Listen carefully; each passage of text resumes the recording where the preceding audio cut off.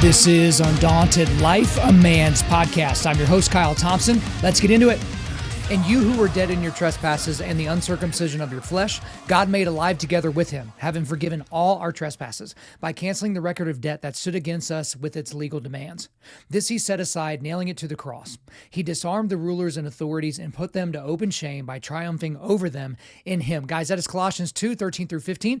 And you heard me read that yesterday, but guys, that's so nice. I had to read it twice. Again, yesterday we dealt with all of the debt forgiveness stuff that the Biden administration is doing, but we didn't have time to get to the quick hitters. So that's what we're going to do today. But before we get to that, just wanted to remind you guys that we have a nice resource for you on our website. It is the 100 books every modern Christian man should read list. So you guys can go and check that out. So it's going to have a bunch of different categories. There's marriage, there's business, there's leadership, there's literature, there's a C.S. Lewis. He gets his own category. But guys, you should be reading. That is a great way to develop your mental resilience. So go to Undaunted.Life/book list. I will try to remember to put that in the show notes, but it's Undaunted.Life/book list. Again, we are a donation-driven ministry. So those of you guys that want to see more content like what you're seeing now, like what we're going to be doing next year in 2023, which I can't wait to tell you about, we need donors. We need guys hopping on board because everything we're doing costs money. So we're not, shy about asking for that. So go to Undaunted.Life/donate so you can hop on board and become a monthly donor. And again, I'm going to keep reminding you, Sunday, September the 18th at 6 p.m., I'm doing a free presentation of defeating pro-abortion arguments. That will be at Faith Bible Church in Edmond, Oklahoma. Again, Sunday, September the 18th at 6 p.m. Central Time, Faith Bible Church in Edmond, Oklahoma, defeating pro-abortion arguments. There's a sign-up link in the show notes if you're going to come and bring your children. We want to make sure we have enough volunteers for childcare. And again, want to make sure I mention this again, originmain.com.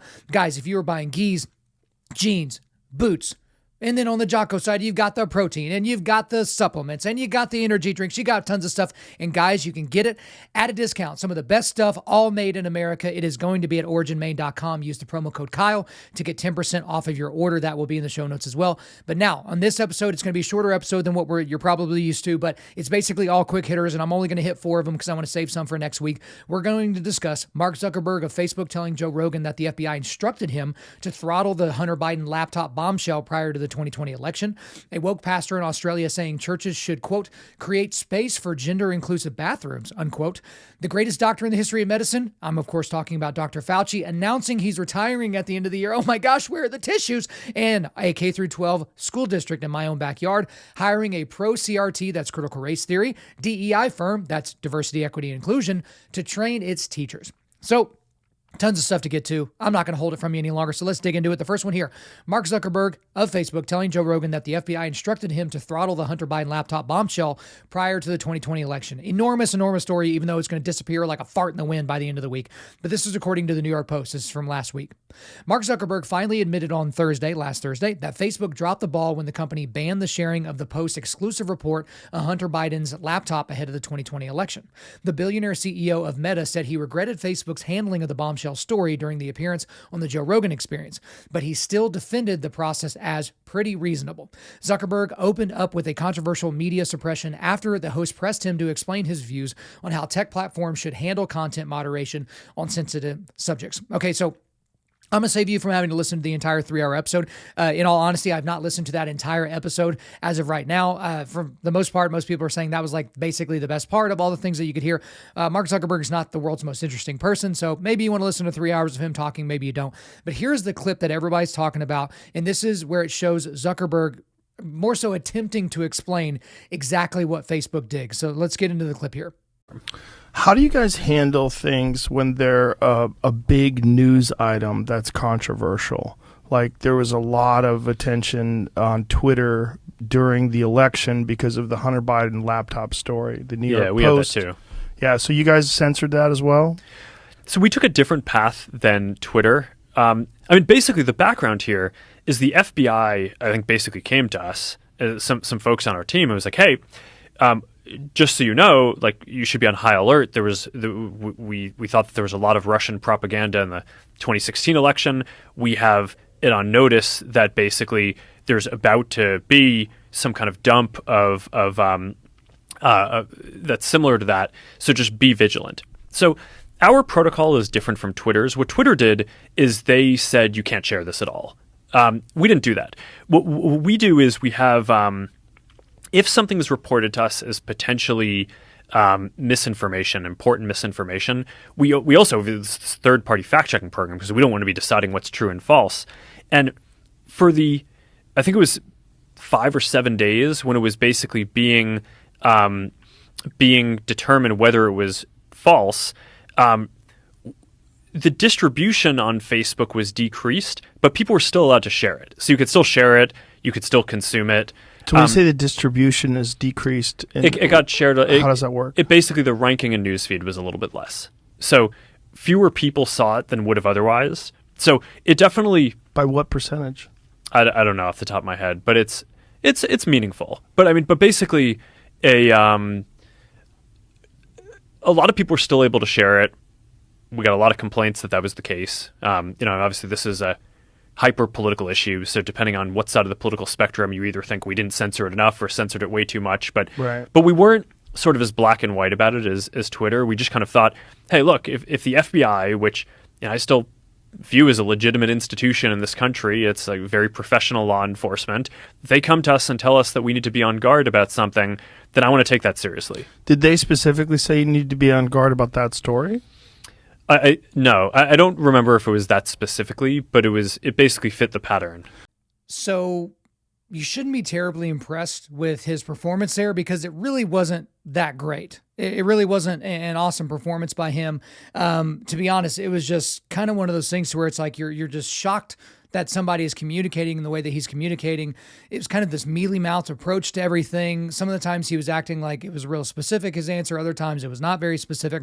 But there's some interesting things from this clip. The first thing that I really thought through whenever I was looking at this 2-ish minute clip is that the FBI came to Facebook prior to the 2020 election day to grease the wheels. Because in order for Facebook or any of these companies to stand up and say, hey, this is why we throttled this thing, which could have decided the 2020 election, it's because the FBI told us. And so basically they did all these companies that didn't want Donald Trump to win. They wanted they wanted, Joe Biden to be elected president and then eventually co-president. Because of those things, they needed some sort of substantiation aside from their own environment, their own ecosystem that they've created. And the FBI certainly provided that to them, which, if true, the FBI, if you believe that the FBI is this neutral arbiter of, information, if they're this neutral purveyor of the law in a federal sense, then you should be okay with that. But as we've seen lately, as we've seen even in the last 30 days, we don't know that the FBI can be trusted as this neutral entity that doesn't have political interests. So that should be somewhat concerning, right? And by somewhat, I obviously mean a lot more than that. I was downplaying it a little bit. But another interesting thing from the clip is that it mentions, Mark Zuckerberg mentions third-party fact checkers. We have a third-party fact-checking firm, as if that means anything. Because whenever you dig into these quote-unquote fact-checking firms, you realize that a lot of these people tend to think the same way. It's not a whole bunch of people with a bunch of different ways of viewing the world, looking at the ins and outs and the data and breaking down exactly whether this means that or that means this. A lot of these entities, as is going to be a shock to no one in this audience, significantly leans to the left. And so when they're like these fact-checking firms, they say that as if that ends the argument, as if you're supposed to turn your brain off and be like, oh, well, it's a third-party fact-checking firm, so I may not trust Facebook, but I certainly believe the entity that they're paying to do their bidding, right?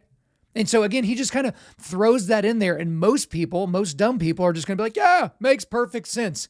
But we should want to fact check the fact checkers because, again, every single one of these companies and all the individuals in these companies have bias. So you're always going to get that. It's that a lot of these firms are not open about that. They're actually pretending, like CNN did for years, pretending like they were, moderate, that they were in the middle, that, Fox News was far right and, MSNBC was far left, and we're right in the middle, just the facts with us. It's like, okay, that's not the case. We've certainly seen that play out since, the C word happened in 2020.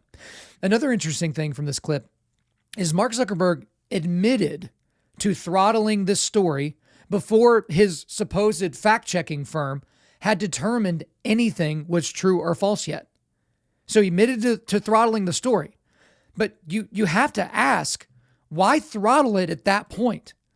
If your fact-checking agency, which you're paying probably millions of dollars, and you have them on retainer, if they can't get you an answer quickly as to whether or not these things are true, why would you do anything at that point?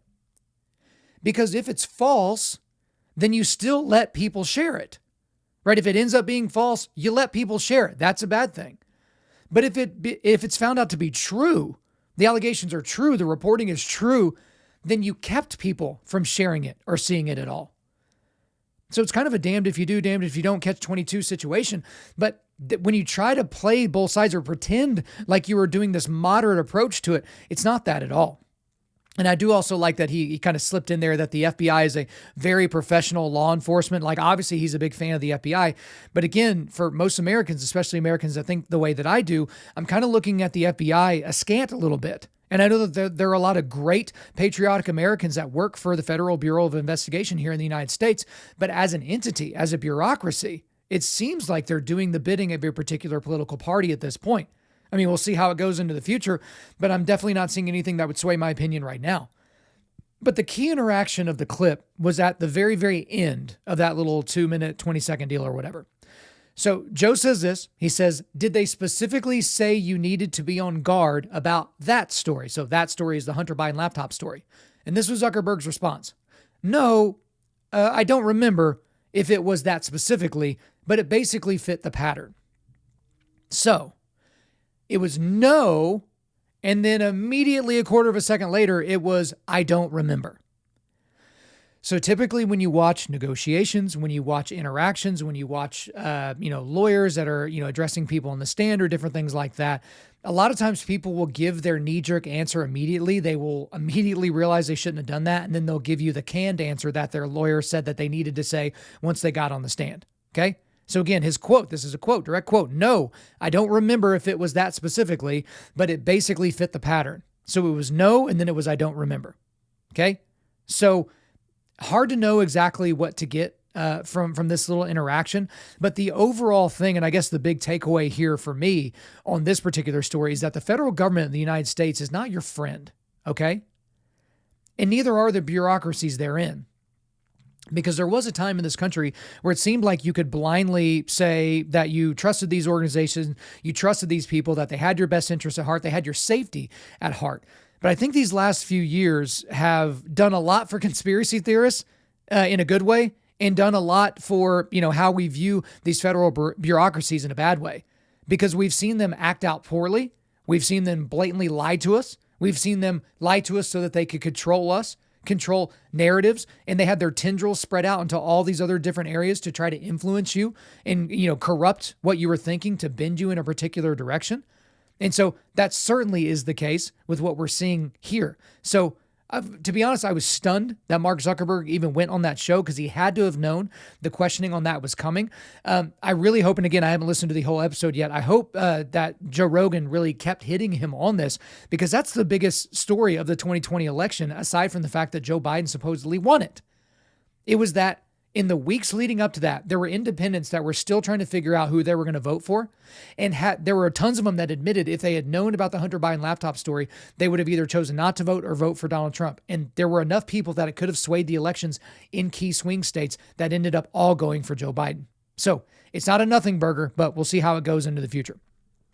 All right, next story here, next quick hitter. A woke pastor in Australia saying churches should, quote, create space for gender-inclusive bathrooms, unquote.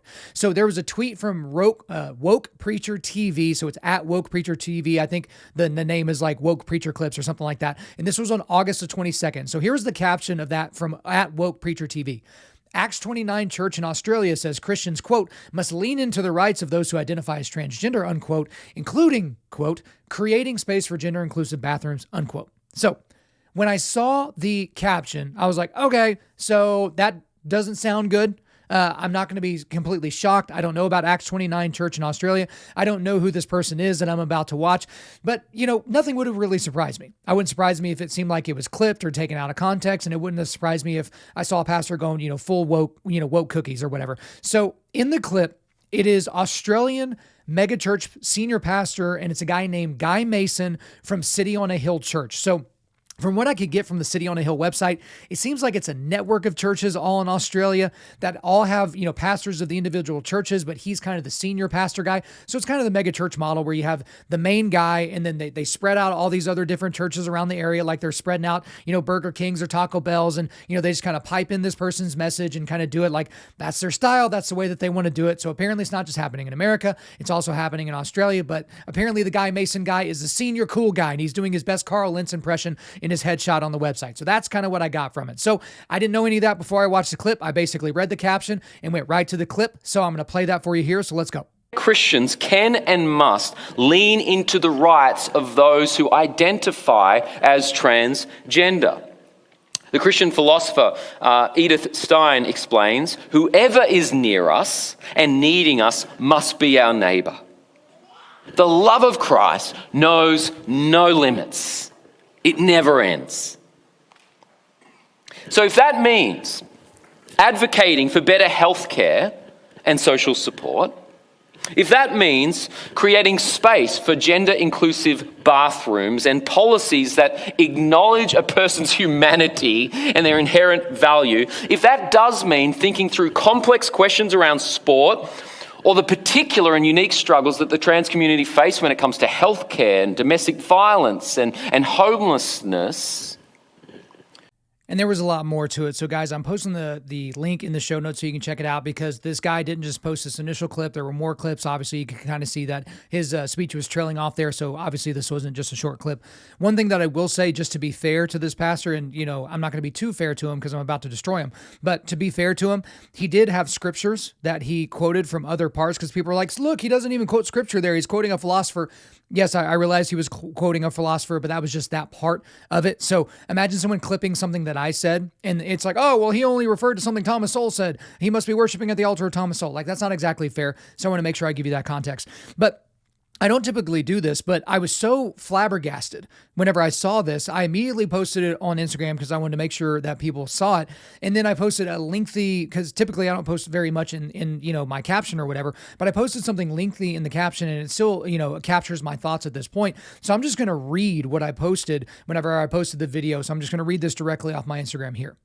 Apparently, you are unloving if you don't, quote, lean into, unquote, the supposed rights of people who have a mental disorder that should be treated with counseling and prayer as opposed to scalpels and chemical castration pills. I would like for @GuyMason to more fully explain what he means by, quote, advocating for better healthcare and social support, unquote, for trans people.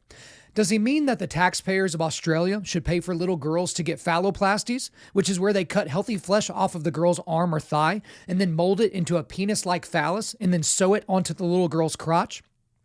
Would he want us to advocate for more little boys to be put on puberty blockers, which will open them up to a myriad of terrible physical and psychological health issues for the rest of their lives, most of which we aren't even aware of yet? Would he want us to march arm in arm as we demand that hospitals and doctors chop the healthy breast tissue off of female children as we simultaneously tell them, don't worry, even if you change your mind later, you can just get a boob job? This is the type of preaching and pastor that you get when you place the Bible and a Judeo-Christian ethic downstream of what the culture tells you is acceptable and loving. While this guy is busy trying to make leftists and LGBTQ plus advocates comfortable and happy, he is simultaneously confusing the flock, the same flock that he will have to give an account to God when he dies of how he shepherded them while they were under his care. So, didn't get a response from Guy Mason. I assume that I won't. If any of you guys know him, he has a free pass to come on this show. I would love to start the conversation with those quotes and see if we can build out, because perhaps I missed something. But that's the one thing when people talk about nuance or, yeah, there's more to it or there's more context. It's funny when you start digging on a lot of those stories, it just deepens the scaffolding under which that person said whatever crazy thing they said to begin with. Okay? Because in the other clips, I didn't see anything that was, counter to what he's basically saying here. Okay? But here's my big takeaway on this story. You need to expect so-called pastors like this guy all over the globe to keep kowtowing to a society and culture that hates them. Because perhaps this Guy Mason guy is thinking to himself, okay, I just want to be as loving as possible. I want to love my neighbor. And then this is how he's deciding to love his neighbor. Okay? Maybe that's the way that he thinks.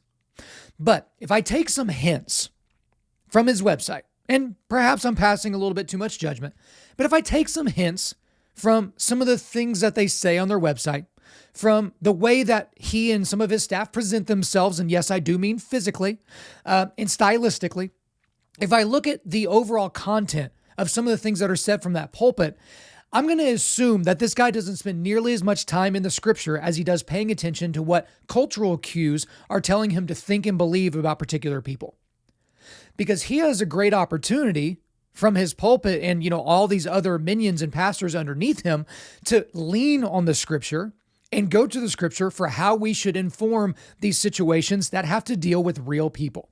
So start with that child or that adult that has gender dysphoria. They believe in their mind that they are the opposite gender, even though they couldn't effectively define what it means to be the opposite gender because they aren't that, right? But they honestly and fervently believe it. Because in those moments, you do have to ask, what is loving? So I need him to explain to me how cutting the breasts off of a teenage girl is loving. I need him to explain to me why puberty blockers in kids that are, 10 years away from being able to legally buy a beer at the bar, that they should be able to utilize those things to quote unquote assign them a different gender or transition them to a different gender. I need him to explain to me how that's loving. Again, I use these examples all the time, sometimes to make people uncomfortable, but there are people out there that are called furries. These are people that honestly believe that they are house pets, like a cat or a dog. So if you have someone that's a furry that's in your life and they come over to your house for dinner, ask yourself, is it loving to toss their food in a bowl and throw it on the floor? Would it be loving to pet them as they eat?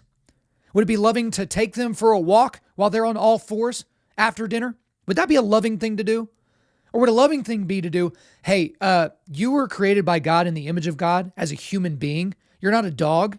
You need to stop this nonsense. Would that be more loving?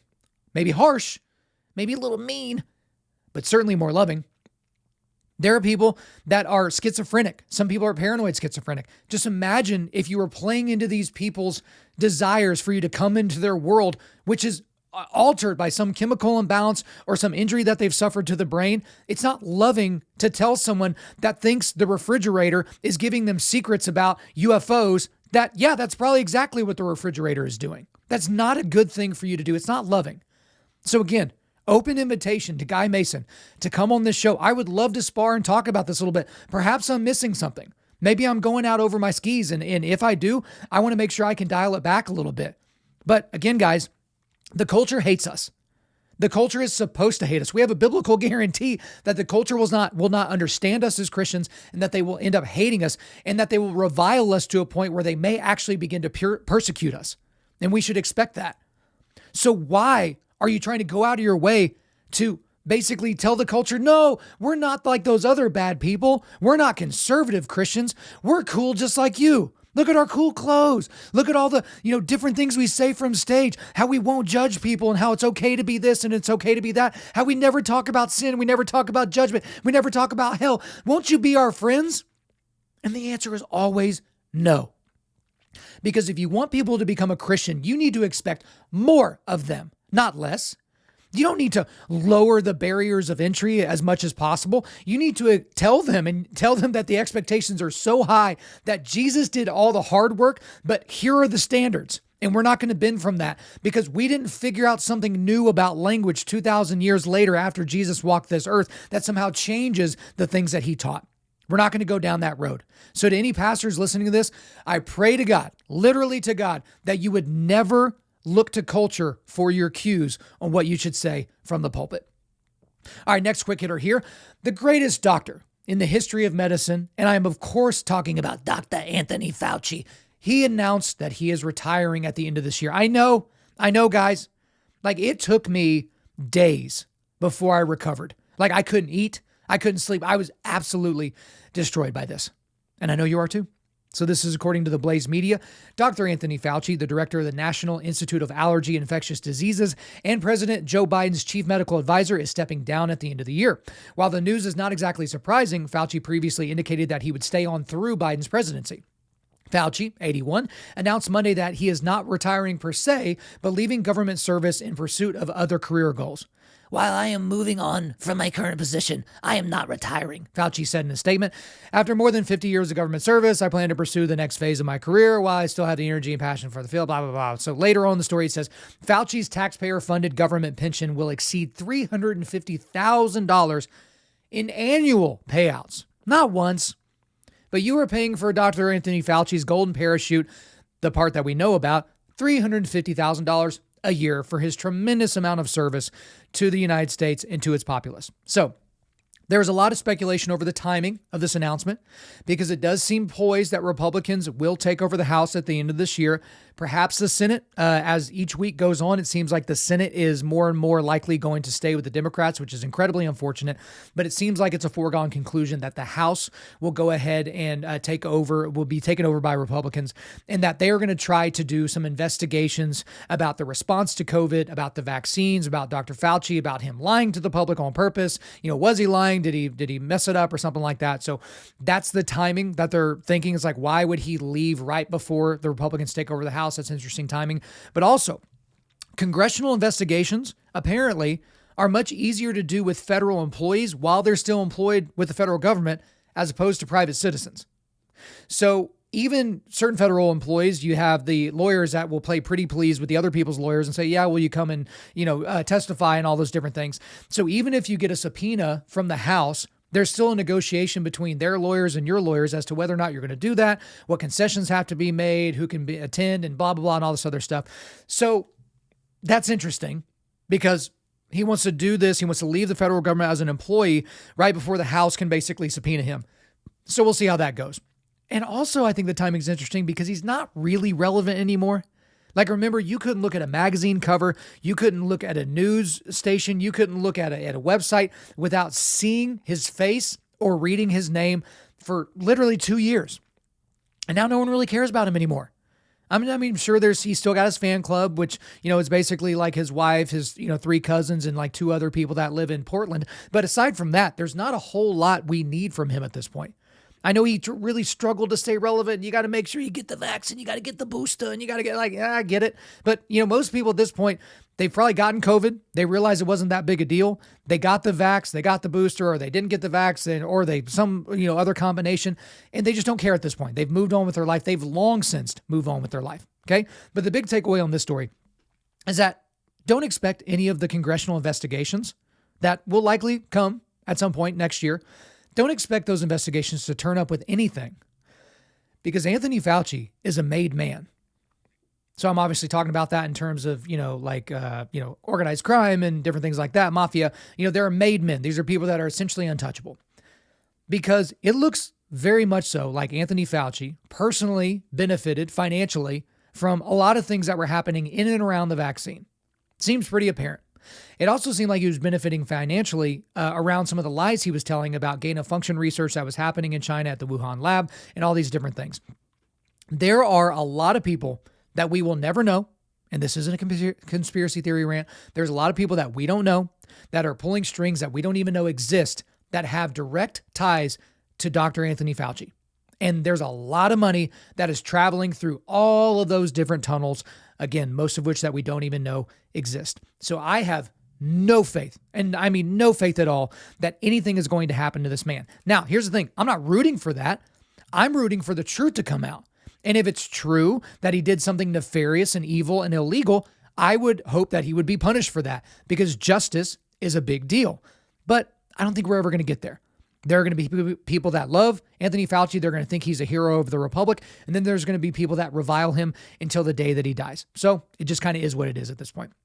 All right, last quick hitter of the day. A K-12 school district in my own backyard is hiring or has hired a pro-critical race theory, diversity, equity, and inclusion firm to train its teachers. So the setting for this story is Deer Creek School District in central Oklahoma. So Deer Creek School District is located in parts of Oklahoma and Logan counties in central Oklahoma.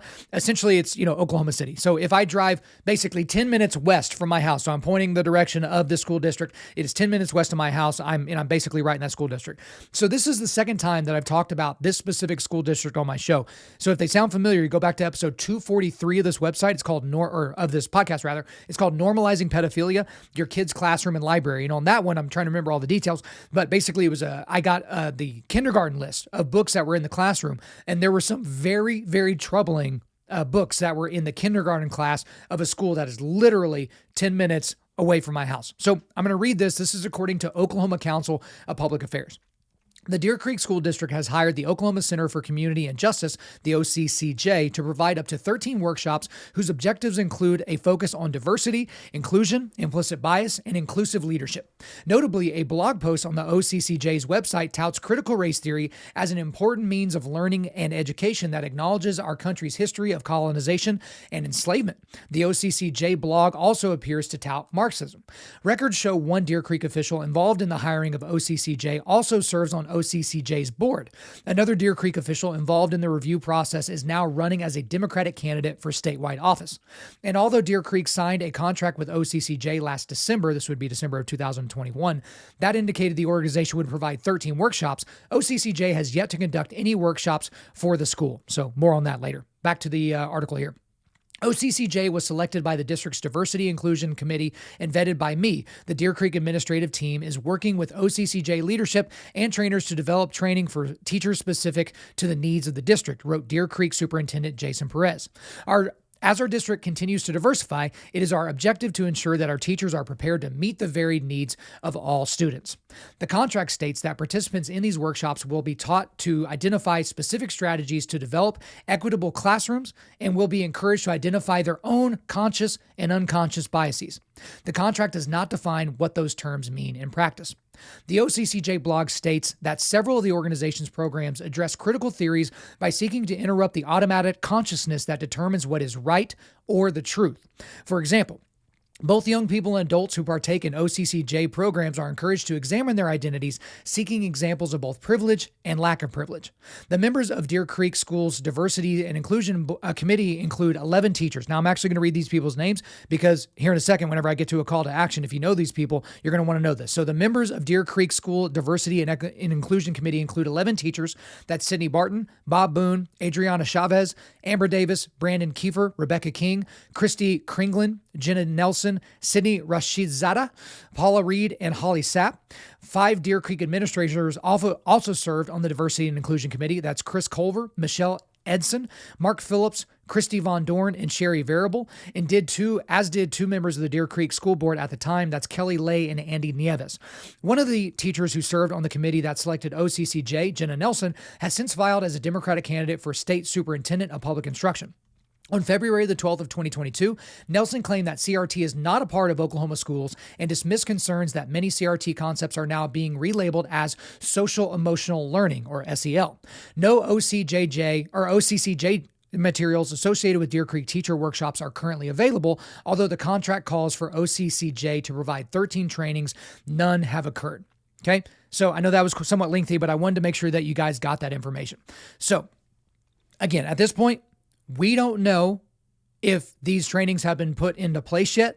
It's being reported that none of these trainings have occurred, but apparently thousands of dollars have gone from the Deer Creek School District to OCCJ in order to do these things. So I know I've got a sizable audience here in Oklahoma, and I know there are people listening to this that have kids in the Deer Creek School District. So if that is you, Deer Creek public school parents, push back on this before it's too late. Because there have been school districts that have been able to sneak things in because parents knew something was coming, but, is this the hill to die on? I don't guess so. Let's just kind of let this one slide. But if you don't like the sound of some of that nonsense, like teachers learning about implicit bias and about their privilege, and if you assume that that's probably going to trickle down to your children, perhaps you should say something. Maybe you should demand a meeting with the president of your school and make sure your kid's teacher is there and make sure they know the consequences. And no, I don't mean physical. Make sure they know the consequences if these things actually go down. You should demand a meeting with the superintendent of Deer Creek Public Schools, Jason Perez, to talk about this. Hey, why wasn't the rest of the parents brought into this conversation about spending literally our tax dollars, because we live in this district, on this nonsense that we don't want in the classroom, and get an explanation? And if you keep doing that, and if you get 10 other parents from your classroom and they all go in individually, first time it's the mom, second time it's the dad, you do it this week and then you do it next week and the week after that, there's going to be enough negative attention on this, they're probably going to pull the contract. Because again, these people that are doing this are cowards. They're zealots. They're left-wing zealots, but they are cowards at the same time. They're not expecting pushback. And they're expecting a little bit of pushback, but if there's a little pushback, they can just write those people off as bigots and they don't need to worry about it anymore. Okay? But for you, it's a big deal, and you should treat it as such. So my big takeaway on this one is Marxist, DEI, pro-CRT zealots are coming for your school next. Wherever you're listening to this, most of my audience is here in the United States. It does not matter what community you live in. This is coming for you. Don't get lulled into this, false sense of security like me when you live in Oklahoma where every county votes red in every single national election. Don't get rocked to sleep, guys. This stuff is happening. It is happening, and they will keep doing it until they get significant enough pushback. Or unless you have an unbelievably great governor that is going to make sure to put laws in place that prevent this. But you see these zealots from these organizations, they're going to do everything that they can to twist words around in order to serve their agenda. And you see this all the time with critical race theory, because you'll see these people say, no, come on, that's crazy. Do you even see the words critical race theory in this booklet? It doesn't say critical race theory. It says this or it says that. They're changing the names of it because they know CRT has a negative ring to it and a negative connotation. So they're talking about social emotional learning. Doesn't that sound good? SEL, social emotional learning. Oh, I guess our kids are just going to learn how to interact with each other. What could possibly go wrong? Until you look at the content, it's like, whoa, never mind. This is incredibly nefarious. I don't like it. But they're going to continue to do this. So even if you have a dutiful governor that is putting great laws in place to prevent these things from happening in the classroom, these zealots have to continue to get their worldview into the brains of your children. So you have to be paying attention if you will have your kids in public school. Now, as I say all the time, I think that there are two options: vetted private Christian school or homeschool. Because your first dedication and focus should be on your family, not the greater community, and not the schools that they go to and the sports they might play and all those different things. It is to the overall development of your little people into big people. And again, you can't just depend on them having a cross on the wall in the lobby and say, oh, that's fine. You have to make sure you vet these Christian schools. You need to walk into these Christian schools before you go there. And believe me, I'm going to be doing this very, very soon, where you walk in and you talk to teachers and administrators and principals and you say, okay, a little boy walks in and says he's a girl. How do you handle that? Okay, a kid comes in and says, hey, he thinks he's homosexual or bisexual. How do you handle that? Hey, a kid comes in and says he wants to acknowledge his white privilege in front of the entire class during show and tell. What do? See what they say and make sure you're recording it. But again, guys, this is something that is a major issue that we all need to be worried about, and you can't be asleep at the wheel. Again, COVID woke a whole bunch of people up, woke a whole bunch of people with their kids in public school up to the nonsense that they're being taught. They're not focused on math, reading, writing, history. They're focused on a worldview, and they need to crank out as many of these kids thinking this worldview as possible. Then they're going to send them to higher education where they basically stamp it home. And then who knows? At that point, what's going to happen to the country when these people have literally been marinated in this Marxist demonic ideology for multiple decades? It's going to be hard to overcome. All right, guys, before we let you go, we are going to do a quick resilience boost. At Undaunted.Life, our mission is equipping men to push back darkness with content that forges spiritual, mental, and physical resilience. So again, guys, go to the Origin website so you can check out their full line of Origin and Jocko Fuel products. When you go there, make sure you use the promo code Kyle to get 10% off your order. That's just my name, KYLE, to get 10% off your order. In the links today, I've got the 100 books every modern Christian man should read list. I've also got the sign up for my September 18th speech at Faith Bible Church in Edmond if you are bringing your kids. And then I've got links to all the stuff I talked about in the quick hitters. All right, guys, thanks so much for listening to the show. We do appreciate it. Wherever you're listening to this, please subscribe, rate, and leave us a positive 5-star review. If you want me to come speak live at your event or on your podcast, just shoot me an email to info@Undaunted.Life. That's info@Undaunted.Life. Follow us on Instagram and like us on Facebook, and check out our website for everything else, including how to donate to keep more content like this coming your way. Just go to www.Undaunted.Life. And also, we want to thank the band August Burns Red for allowing us to use their music for our content. The music on this podcast is their song Cutting the Ties, which is off their 10th anniversary re-recording of their album Leveler. The links are in the description. I'm your host, Kyle Thompson.